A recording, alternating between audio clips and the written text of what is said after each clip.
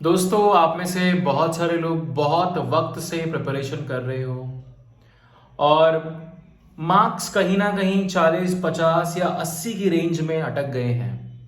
आप प्रयास भी आपको लग रहा है काफी अथक प्रयास आप कर रहे हो, लेकिन अब उस मोड़ पर आकर खड़े हुए हो कि शायद गिव अप कर दूं। आखिरी 10 दिन बचे हैं, अब तक नहीं बदला तो अब क्या बदल जाएगा। बहुत सारे सवाल आपके मन में घेरे हुए हैं, लेकिन कहीं ना कहीं आपके दिमाग में कहीं दिल में एक उठती होगी चीज की काश कोई आ जाए, काश कोई राह दिखा दे, काश ये नंबर बढ़ जाए। मैं बोलूंगा दोस्तों, ये जो उम्मीद है शायद इसी कारण से आज आपकी और मेरी मुलाकात हो पा रही है। मेरा नाम है आदित्य आर्य और मैंने मेंस और एडवांस दोनों निकाले हैं। आप भी निकाल सकते हो। आई हैव क्लियर्ड इन 2010 2011। और मैं बोलूंगा मेरी जर्नी कुछ आसान नहीं रही है कि मैंने चुटकियों में भी पेपर निकाल लिया, नहीं। बहुत सारे ऐसे मोड़ आए मेरी प्रिपरेशन के अंदर भी कि जहां मुझे गिव अप देने का मन किया। नहीं होता था मुझसे फिजिक्स, नहीं होता था केमिस्ट्री मुझसे, लेकिन हार नहीं मानी। आपको भी नहीं माननी है। मैं आपको बताने वाला हूं क्या करना चाहिए आपको ताकि आपके इंप्रूवमेंट हो जाए।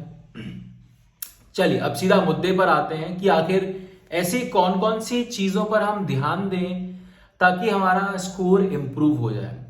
सबसे पहली चीज जो मैं आपको बोलूंगा, पॉइंट नंबर 1, कि अगर आप इस समय उम्मीद छोड़ दोगे और ये सोचोगे कि भैया मैं सेकंड अटेम्प्ट के लिए फोकस कर लूं, तो उन सभी लोगों से मैं बोलना चाहता हूं कि ये सिचुएशन कुछ वैसी हो गई है जैसी 2-3 साल पहले थी, कि अभी तो बहुत सारा टाइम है, 2 साल बाद में करेंगे, आराम से करेंगे, धीरे धीरे।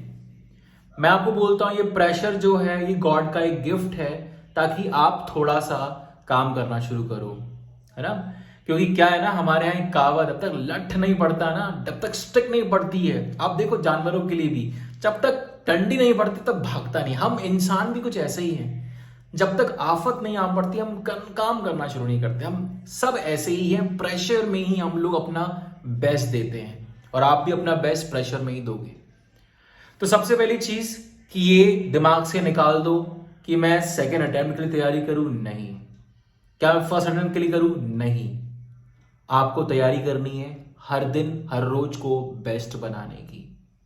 अगर आपने ऐसा कर लिया तो शुरुआत हो चुकी है आपके अच्छे दिन आने के लिए। और अगर आपने छोड़ दिया कि सेकंड प्रिपरेशन में करूंगा, तो आपकी लंका डूब गई, मान के चलो।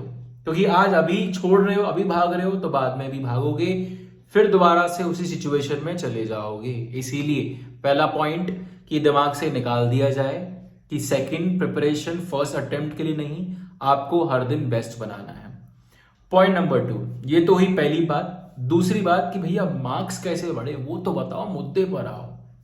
उसी पर आ रहा हूं।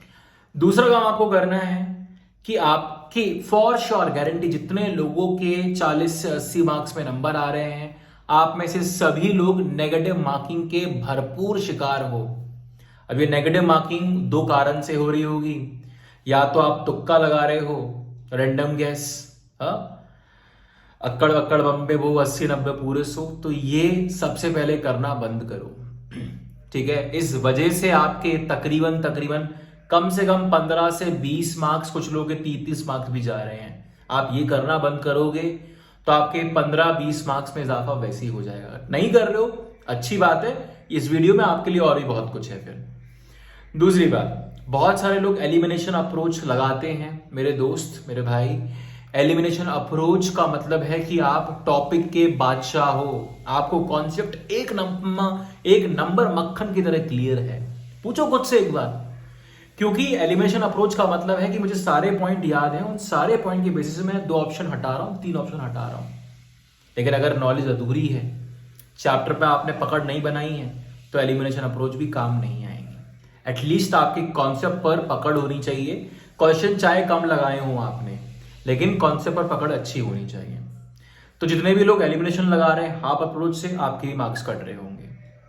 इन 2 बातों का ध्यान रखना। तीसरी बात, आपको सब अच्छे से आता है लेकिन फिर भी आप कोई ना कोई एरर कर रहे हो, तो my whole point is, first of all attack on the easiest part which is your calculation mistake और कॉन्सेप्चुअल मिस्टेक और फॉर्मूला मिस्टेक। आप अपनी गलतियों को थोड़ा कम कर दो। अगर आप ऐसा कर लेते हो, मैं यकीनन कह सकता हूं 15 से 30 मार्क्स में इजाफा आपका पक्का होगा। तो आज से आप कसम खाइए, आप जितने भी मॉक टेस्ट देने वाले हो आज से अगले 4-5 दिनों तक, आप ये पता लगाओ फटाफट से कि कौन कौन से टॉपिक है जहां पर आप गलती कर रहे हो, कौन कौन सी ऐसी गलती जहां पर आप गलती कर रहे हो। इन 4-5 टेस्ट को आप 5 दिन में दे सकते हो, आपके ऊपर है, या आप 2 दिन में 4-5 टेस्ट देके फटाफट से ये काम कर लो। क्या करना है, अपनी गलतियों का एनालिसिस करना है कि किस तरह की गलती कर रहा हूं और किन चैप्टर्स में गलती कर रहा हूं। अगला काम, इन्हीं चैप्टर पर काम करना शुरू कर दो। आप देखोगे कि सबसे पहले तो आपने ये 15 से 30 नंबर जो गलती कर रहे हो उसमें बचाए नेगेटिव मार्किंग, प्लस अगर आप 15 सवाल गलत करते हो तो साथ में 15 चौक 60 मार्क्स भी आप लूज कर रहे हो। आप सोचिए, अगर आपके मिनिमम 40 मार्क्स भी आ रहे हैं, आप इन 15 सवाल जो आप गलती कर रहे हो, सिर्फ आप इसी पर सोचोगे ना कि मैं इन्हीं क्वेश्चंस को अच्छे से कर लेता, इन्हीं कॉन्सेप्ट को अच्छे से कर लेता, बजाय हजारों कॉन्सेप्ट नए चैप्टर्स पढ़ने की वजह उन्हीं को पढ़ता, तो मेरे 60 मार्क्स का इजाफा दोस्तों हो जाएगा। मैं फिर से रिपीट कर रहा हूं, आपको नया पढ़ने की कोई खास आवश्यकता नहीं है। जो मेरे भाई लोग 40 से 80 नंबर लेकर आ रहे हैं, आप सिर्फ और सिर्फ इस पॉइंट पर ध्यान देना कि जहां आप गलती कर रहे हो उस गलती को फिगर आउट कर लो, किस तरह की गलती है, कैलकुलेशन एरर। ठीक है, हालांकि मैंने मॉक टेस्ट पर एक वीडियो बनाया, जाकर देख लेना। उस मॉक टेस्ट के अंदर पूरा बताया किस तरीके से मॉक टेस्ट देना चाहिए। ठीक है, आप बोलोगे तो डिस्क्रिप्शन बॉक्स में मेंशन भी कर दूंगा। वैसे डिस्क्रिप्शन बॉक्स में मेंटरिंग की लिंक है, फ्री मेंटरिंग है, ज्वाइन कर लेना। वक्त है, अभी भी बता दूंगा, गाइड कर दूंगा कैसे आगे बढ़ना है। शुरुआत हो जाएगी, अच्छी शुरुआत होगी तो सेकेंड अटेम्प्ट तक निखर जाओगे, सिलेक्शन की प्रोबेबिलिटी बढ़ जाएगी। हार मानने का वक्त नहीं है ये कुछ कर गुजरने का वक्त है। समझ में आया? तो हम वापस पॉइंट पर आते हैं। हमें फिगर आउट करनी किस तरह की गलती हम कर रहे हैं, वहां हम काम करेंगे। उसके बाद किन चैप्टर्स में गलती कर रहे हैं उनको मैं स्ट्रांग बनाऊंगा। नया पढ़ने की कोई जरूरत नहीं, इतना कर लो बहुत। 60-70 नंबर आ गए, बोलो आप 60-70 नंबर आ गए, 30-40 पहले आ रहे थे, 60-70 अब और बढ़ जाएंगे। 15 सवाल आपके इस तरीके से गलत हो जाते हैं, मैं जानता हूं। हो गया सिलेक्शन, 90 से 100 के बीच में आ गया, एडवांस के लिए क्वालिफाई। और अगर आप ये इंप्रूवमेंट आप कर सकते हो फर्स्ट अटेम्प्ट तक, तो सोचो आप कितना कुछ इंप्रूव कर सकते हो। आप फर्स्ट अटेम्प्ट तक बस इतना कर लो, नया पढ़ने की बजाय अब मॉक टेस्ट देना शुरू करो, figure out your mistake, that's all. First attempt जब हो जाएगा आपका, उसके बाद आप नए नए चैप्टर्स निकाल कर पढ़ना शुरू करना और उन चैप्टर को स्ट्रॉन्ग बनाओगे। सिंपल स्ट्रेटेजी कैसे करना है, उस चैप्टर का या तो वन शॉट देख लो, लेकिन वन शॉट 1 से 2 घंटे से ऊपर हो तो रिजेक्टेड मत जाना भाई। 5-5, 6-6 घंटे में अगर आप देखोगे तो आपकी बैटरी उसी में फुस हो जाएगी। ठीक है, इससे अच्छा आप एनसीईआरटी की समरी चेक कर लो। आप में से बहुत सारे भाई लोग बोलते हैं भैया एनसीईआरटी तो मेंस लेवल पर है ही नहीं। मेरे भाई 80% सिलेबस कवर करता है एनसीईआरटी, वो कर लिया तो 80% मार्क्स तो लेकर आओ। पहले 80% मार्क्स तुम्हारे आने लग जाएंगे, तब सोचेंगे उसके बाद जाएंगे बड़ी बड़ी किताबों पर। हाँ, लेकिन आपने खरीद ली होंगी किताबें, अभी तक उन पर पूजा में भाई, मेरे जो बेसिक बातें उन पर आप फोकस करोगे तो आपके मार्क्स बढ़ेंगे। समझ में आया? जब आपका फर्स्ट अटेम्प्ट हो जाएगा, फिर आप नए नए चैप्टर्स पढ़ना शुरू करना, उस पर 1-2 घंटे का वन शॉट देखो। Reading is must. मैं आपको फिर बता रहा हूं, जेडब्ल्यू एग्जाम के अंदर सवाल ही नहीं समझ में आता, क्या लिखा हुआ है, कहना क्या चाहते हो, ये लगता होगा सवाल देखने के बाद आपको। तो ये कमी कल कैसे पूरी होगी कि खुद की रीडिंग लगनी चाहिए, वो लगाना शुरू करो। आप खुद से रीड करना शुरू करो हर एक चैप्टर को।